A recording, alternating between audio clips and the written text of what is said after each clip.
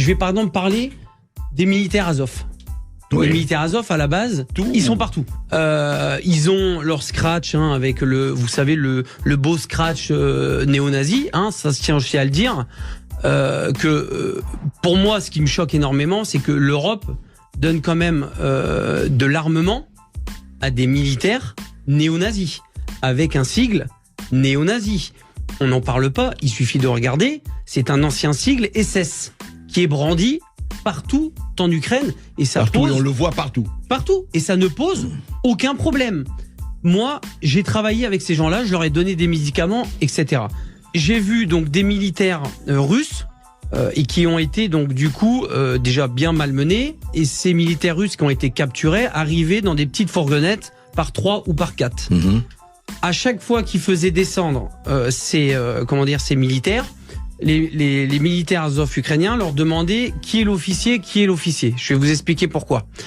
Ou ils répondaient pas, ou ils répondaient. Chaque militaire qui descendait de cette fourgonnette se prenait une balle de Kalachnikov dans le genou, alors qu'ils étaient sans défense et qu'ils étaient attachés. J'ai des vidéos où on montre des militaires russes en train de se prendre des balles dans le genou, et les gens qui avaient le malheur donc de dire c'est moi l'officier se prenaient une balle dans la tête.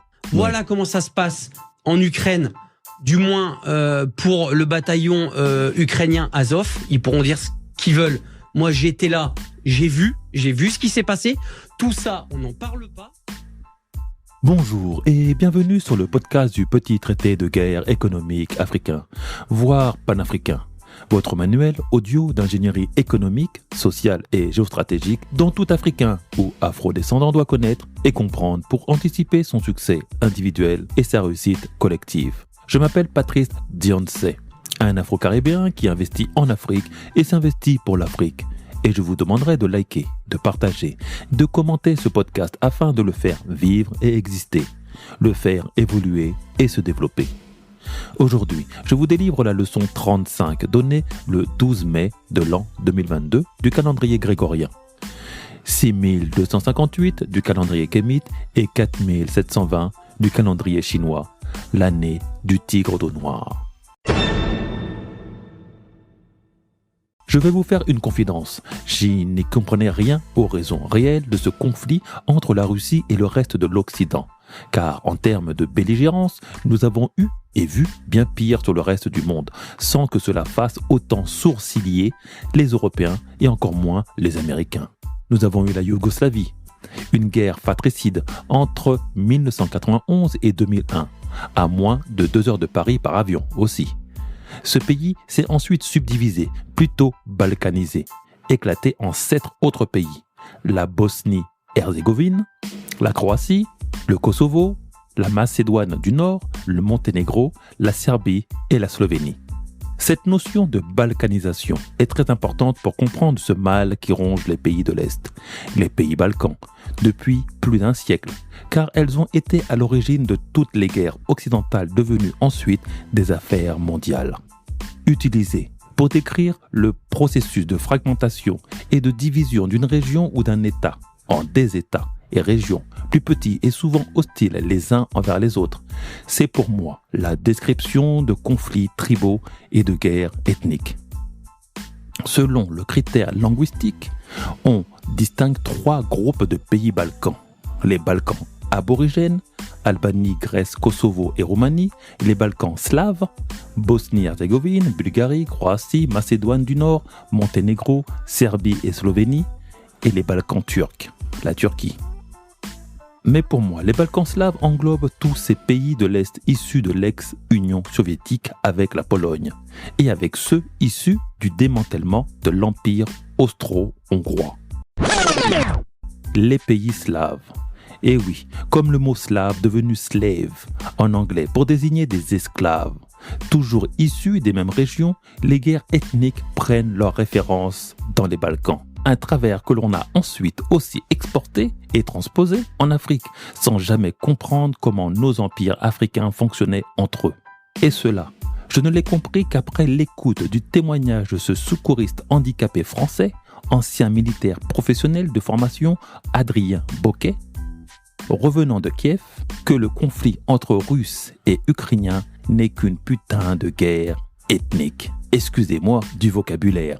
Voilà pourquoi aucun média ni politique du monde ne s'insurge des plus de 20 000 soldats miliciens et mercenaires du bataillon Azov, qui font une apologie sans honte et sans le cachet du nazisme SS et hitlérien, quand le monde est révulsé par l'intervention de soldats russes dénommés le groupe Wagner, censés être eux aussi de brutaux mercenaires extrémistes. Car le bataillon Azov participe à un nettoyage ethnique anti-russe auquel tout l'Occident adhère.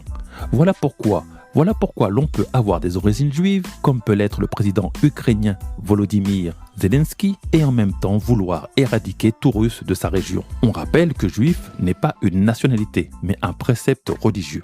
Nous avons un génocide à la rwandaise à 2 heures de Paris, où Hutus et Tutsis sont remplacés par les Ukrainiens dans le rôle des Hutus et les russophones dans le rôle des Tutsis. Ainsi, cela permet de comprendre pourquoi les 14 000 russophones massacrés par les Ukrainiens dans le Donbass en 2014 n'émeut aucun média. Nous avons là un épurement ethnique validé et approuvé. Il s'agit bien d'éradiquer tout russe de l'Ukraine et par extension de la scène occidentale. On leur saisit leurs biens, on les prive de compétitions sportives internationales, on les empêche de commercer, d'exister et bientôt de vivre. Ce sont bien tous les symptômes d'une racialisation du conflit, d'une guerre tribale sous couvert d'une guerre économique. Comment en sommes-nous arrivés là ? Lors de la création d'un pays quelconque, il arrive souvent qu'une ethnie, un peuple, une culture puisse rester bloquée du côté hostile d'une frontière qu'elle n'a pas souhaitée. Cela peut être aussi des colonies venues s'installer dans une autre contrée. Par exemple, il est souvent dit que lors du traité de Berlin en 1885, que la subdivision de l'Afrique, selon le bon vouloir des Européens occidentaux et une partie orientale, avait été faite n'importe comment, rapprochant des frères ennemis ou coupant en deux des populations de même appartenance. En zone francophone, nous avons eu une guerre ethnique qui fut alimentée en Côte d'Ivoire entre les peuples mandingues et les peuples akans. Les peuples mandingues issus souvent des terres sahéliennes ont été désignés comme les nordistes. Les sudistes étant plus des peuples dits de la lagune et des forêts et proches culturellement du Ghana jusqu'au Togo-Bénin. Puis une partie du Bénin se fond vers les peuples Yoruba du Nigeria pour glisser doucement vers le Cameroun ou autres pays bantous au bord des côtes comme le Congo ou le Gabon. L'explication reste grossière, je vous le conçois, mais elle explique comment toutes ces frontières arbitraires séparèrent des familles, des peuples, des cultures et des cultes, et en rapprocha d'autres explosifs entre elles. L'Afrique, jusqu'à l'arrivée des colons, a toujours su s'adapter de sa diversité et de sa multiplicité, mais jamais sans la forcer. Raison aussi pour laquelle nous avons des milliers de langues et dialectes permettant de faire le lien entre ces différents peuples. Culturellement, nous sommes naturellement polyglottes, capables de jongler avec une dizaine de langues de tous nos voisins et autres voyageurs venus de loin. Avec la politique et le besoin de contrôle des ressources, donc de la géopolitique, sont nés les premiers conflits ethniques, génocide et balkanisation. Mais contrairement aux Russes, quand une ethnie frontalière se fait massacrer par une autre, nos gouvernements africains ne bougeront pas d'un pouce. On règle l'ordre chez soi, la maison que Berlin nous a confiée, mais pas chez les autres. Nous avons eu le cas entre le Rwanda et le Congo, car finalement il y a aussi des Tutsis au Congo. Les Tutsis sont un groupe de population habitant la région des Grands Lacs africains. Historiquement, ils ont été aussi appelés Watutsi, Watusi, Wauma et Waima. Les Tutsis, comme les Hutus, font partie des populations Banyarwanda et Barundi et résident principalement au Rwanda et au Burundi, mais aussi en Ouganda et au Congo-Kinshasa et en Tanzanie. Aucun de ces pays n'est intervenu pour arrêter le massacre rwandais interethnique et on a laissé faire, au final, 1 million de morts Tutsis. Ce qui est reproché à Poutine n'est pas que l'invasion en Ukraine, mais celui d'avoir dévancé le massacre des russophones par les Ukrainiens. L'Ukraine, jusqu'à la chute de l'URSS, était une région de la Russie. Des gens de toute la Russie sont venus s'installer sur les terres fertiles de ce pays pour en faire l'économie qu'elle est maintenant. Devenu un pays pivot entre la Russie et l'Europe occidentale, son rôle était de rester dans la neutralité. Vouloir intégrer l'OTAN en passant par le massacre des Russes, ou plutôt des russophones, étant restés sur ces terres anciennement russes, par zèle, a donc été la goutte d'eau qui a fait déborder le vase. Nous avons donc dans ce conflit l'illustration du danger de race qui effraie toute ma communauté. Et si demain, l'on mettait au gouvernement français un groupe ultra-nationaliste à l'Élysée qui aurait le soutien du monde entier, de la Commission européenne jusqu'à la Maison-Blanche, avec un ancien comique comme chef d'État, je serais tenté de dire Dieudonné, mais là je me ferais des ennemis pour la vie. N'aurions-nous pas la même situation? Des identitaires, comme simulacre de bataillon Azov, arborant fièrement leur signe SS, en train de massacrer tout ce qui ne semble et ressemble pas à un Français. Non, en France, ça ne passera pas. Ça ne passera jamais. Car en France, les partis ultranationalistes sont considérés d'office comme antisémites et auront donc toujours l'opprobre des instances nationales et internationales. Par contre, le sentiment anti-russe, et pour remonter plus loin, anti-slave, remonte à beaucoup plus loin, déjà à l'époque des Saxons. Et c'est ce qui nous est rejoué maintenant, sous couvert de guerre économique. Mais en fait, ce n'est qu'une putain de guerre tribale. L'on comprend aussi beaucoup mieux pourquoi les migrants ukrainiens sont accueillis à bras ouverts, quitte à dégager les migrants du Sud. L'Ukraine, c'est la famille, c'est la même tribu. De même que nous savons nous distinguer entre Africains et plus ou moins nous identifier ou identifier nos origines sur le continent ou les îles, c'est pareil entre les Latins, les Saxes et les Slaves. Ils se font la guerre depuis l'Antiquité, par tribus ou landers interposés, des centaines et des centaines de tribus qui nourrissent des haines millénaires entre eux. Même l'Empire romain n'avait pas réussi à canaliser ces peuples nordiques. Tribalité et barbarie eurent finalement raison de cet empire. Voilà pourquoi j'explique à ma communauté que ce conflit ne nous concerne pas. Nous sommes au milieu de rivalités belliqueuses millénaires, exportées aux États-Unis par des gens originaires de ces régions slaves, saxonnes ou scandinaves, et qui nourrissent une haine du russe dans leur gène. Comme il y a pu avoir une haine du juif fut un temps en Occident.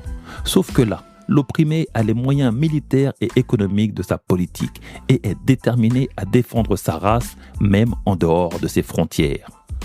Alors ce conflit doit nous poser la question. Comment un gouvernement doit réagir si sa diaspora à l'extérieur se fait massacrer par des populations locales? Ce conflit fera donc jurisprudence pour les siècles à venir. Comment l'on doit traiter le danger de race de manière internationale en milieu exogène? Ce conflit met aussi au centre de nos discussions panafricaines celui des bases militaires françaises en Afrique. Sur les 6 bases militaires françaises qu'elle a dans le monde, en dehors de l'Hexagone, 4 sont en Afrique. Le théâtre d'opération au Niger, au Mali et ou Centrafrique ne sont visiblement pas décomptés. Mais au-delà des tensions qui existent entre les États et la remise en question des accords de défense, est-ce que la population locale, s'en prenant aux expatriés français, comme les Ukrainiens s'en prennent aux russophones, est-ce que l'armée française en poste n'interviendrait-elle pas de manière rapide, brutale et efficace? L'on se rappelle que la flotte aérienne ivoirienne fut détruite entièrement le 6 novembre 2004, 9 minutes après que l'on ait accusé l'armée loyaliste ivoirienne d'avoir abattu 9 soldats français, fait 40 blessés et tué un civil américain à Bouaké. Nos populations savent donc qu'elles ont une épée de Damoclès au-dessus de leur tête si elles envisagent de toucher ne serait-ce qu'un cheveu d'un expatrié. Et c'est pour moi le message de Poutine, bien malgré lui, que celui-ci veut faire savoir à ses voisins des Balkans. Et nous, la diaspora noire et africaine, nous devons d'exiger d'avoir des dispositions internationales qui nous protègent des exactions de nationaux qui nous persécutent sur leur territoire. Car nous ne pourrons rester, nous, les otages éternels de nos colons contre nos propres nations. Je suis Patrice Ziantsé, concepteur de ce blog, du blog Africa Reloaded, créateur et animateur du petit traité de guerre économique africain, et accessoirement, un Afro-Caribéen qui investit économiquement en Afrique et s'investit physiquement pour l'Afrique. Je vous remercie d'avoir écouté ce podcast, votre manuel audio d'ingénierie économique, sociale et géostratégique pour une Afrique connectée. N'oubliez pas de liker, de partager et de commenter. Entreprendre ou mourir, nous vaincrons.